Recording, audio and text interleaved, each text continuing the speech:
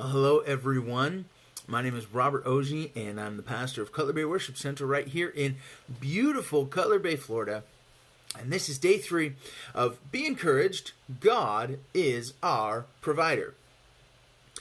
Today, I want to look at the purpose of God's provision. See, yesterday we determined that it is better to teach a man to fish than it is to just continually give him a fish, right? The story of the woman that Dave Ramsey was talking to, it's better to instruct someone on how to live life than to just simply give them what they need and let them continue on without learning how to live life, how to do it right. So if we believe that God is our provider, and we also believe that God is a father, a good father, I would suggest that more often than not, we will find his provision in his instruction. Proverbs chapter 10 verse 17 says, "Whoever heeds instruction is on the path of life." That's what I want, right? I want the path of life.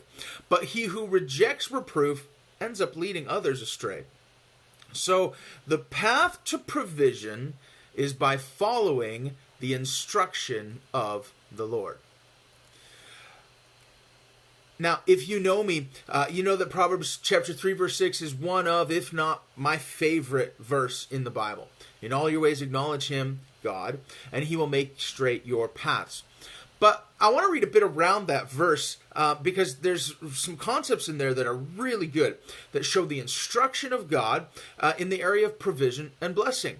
So we're going to start Proverbs chapter 3, verse 3, and we're actually going to read through verse 10. It says this, it says, "Let not steadfast love and faithfulness forsake you.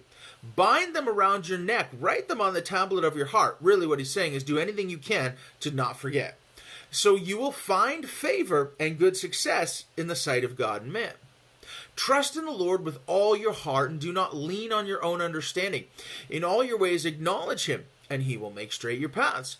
Be not wise in your own eyes, fear the Lord, and turn away from evil. It will be healing to your flesh and refreshment or strength to your body, your bones." And these are the verses I really want to look at today. Proverbs chapter 3, 9, and 10. It says, "Honor the Lord with your wealth and with the first fruits of all your produce.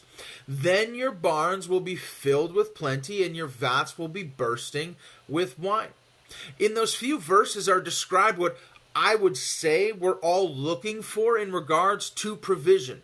For what we need to be provided for, in God being our provider. Number one, favor and success, right? How we are viewed and how we are accepted. It says, "So you will find favor and good success in the sight of God and man." Number two, healing and strength, how we feel. It will be healing to your flesh and refreshment or strength to your body. And then the last one, filled to overflowing, what we have. The actual provision of what we have. It says, "Then your barns will be filled with plenty, and your vats will be bursting with wine." But if we go back and read each of those outcomes has a very specific instruction. Let's look at favor and success. It says, "Let not steadfast love and faithfulness forsake you. Bind them around your neck, write them on the tablet of your heart. Then you will find favor and good success in the sight of God and man." Our favor and our good success are directly connected to our ability to showing kindness and to being faithful. So what does it mean to be faithful? Well, the definition is to be loyal, to be constant, to be steadfast.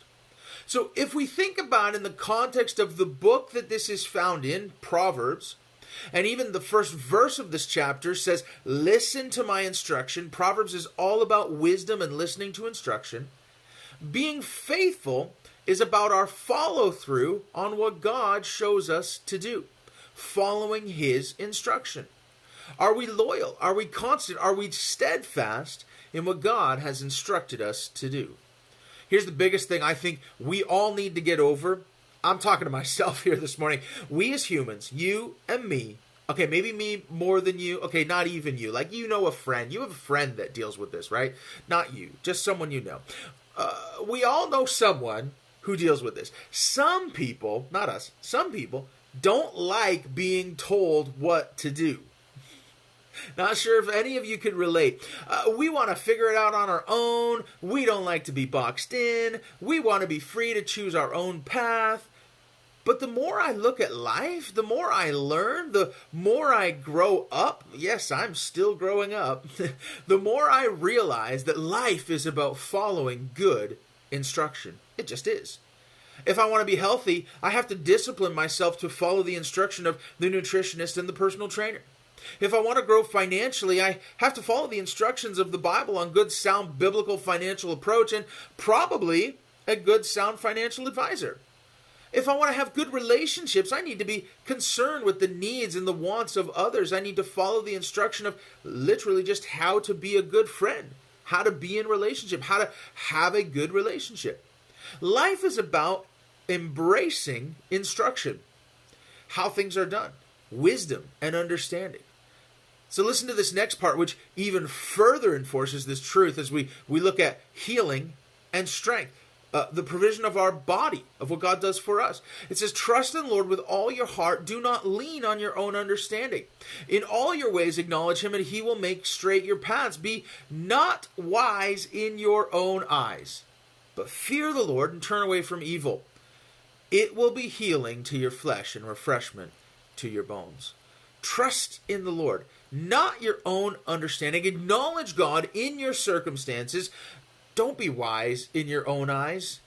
Turn away from evil and give God the reverence that he is due. That is what will be healing to your flesh and strength to your body. What's the instruction? Be not wise in your own eyes. And this last part is the promise that we will have what we physically need to be filled and overflowing. Honor the Lord with your wealth and with the first fruits of all your produce. Then your barns will be filled with plenty, and your vats will be bursting with wine. When will we be filled and bursting? When we choose to honor God with our wealth. So I started with the question, what is the purpose of God's provision? 2 Corinthians chapter 9, verse 10 and 11 says this. It says, for God is the one who provides seed for the farmer, and then bread to eat. In the same way, he will provide and increase your resources, and then produce a great harvest of generosity in you.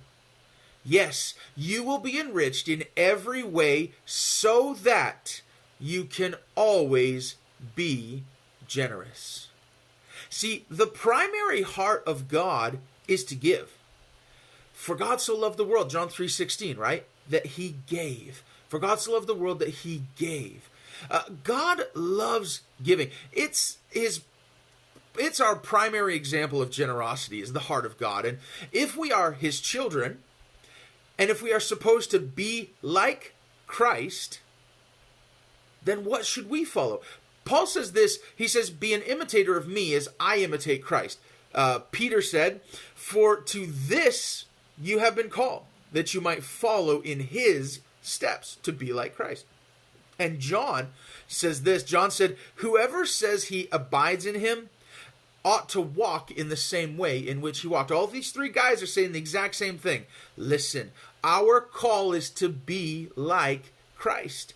And Jesus said, if you've seen me, you've seen the Father. So our call in life is to embody the character of God himself. And one of his greatest attributes is generosity, to give. We're called to be like Christ. And if we follow the instruction of our Father, who's incredibly generous, we ought to be like him in that. So I would suggest it's impossible, really, to say that we truly follow Jesus and we truly exhibit our nature as sons and daughters of God if we have not learned to be generous.